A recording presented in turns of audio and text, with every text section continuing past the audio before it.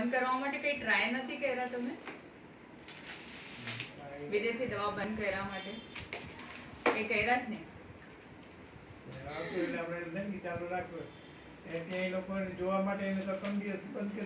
પણ દાદા બધાય માટે દવા આવશે, તમે ખોજો તો તમારે ભગવાન મળે. હા, તમે પ્રોપર ડોક્ટરની તમે ખોજબીન કરીને આજકીની દવા પહેલે બંધ કરવાનું. લાઈફ લોંગ લેવો છો તો જો આને હવે આ હાથ પગ હાલે છે, કાલે નસ અને સુકાઈ જાય હાથ પગના, હા હાલી નહીં શકાય.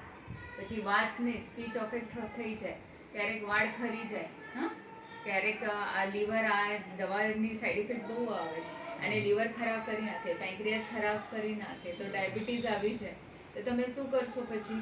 હા, તમારી તકલીફ તમારે જ થવાની છે ને. આપણે આજના ને આગળના વિચાર કરવું પડે કે આપણે 5-10 વર્ષ પછી આપણે દીકરાને કેવી રીતે કરવું છે. અને ઉંમર જો તમે આયુર્વેદિક દવાઈ દો અને 80 થી 100 વર્ષ ઉંમર થઈ જાય હવે, તો આ આગળના 50 વર્ષ જો છે આને સ્વસ્થ જ રહેવું પડે. એવી રીતે જ તમારે ટ્રીટમેન્ટ કરવાનું. આ જીવનભર ટ્રીટમેન્ટ કરવાની કાંઈ જરૂરી હશે નહીં, કેમ કે આ મમ્મીની પેટની આ બીમારી લઈ નહીં આવ્યા, જેનેટિક ડિસીઝ નથી, આ તો કાંઈ પ્રોબ્લેમ થઈ ગયા વચમાં. હા, આને હિસાબે છે, આને હિસાબે.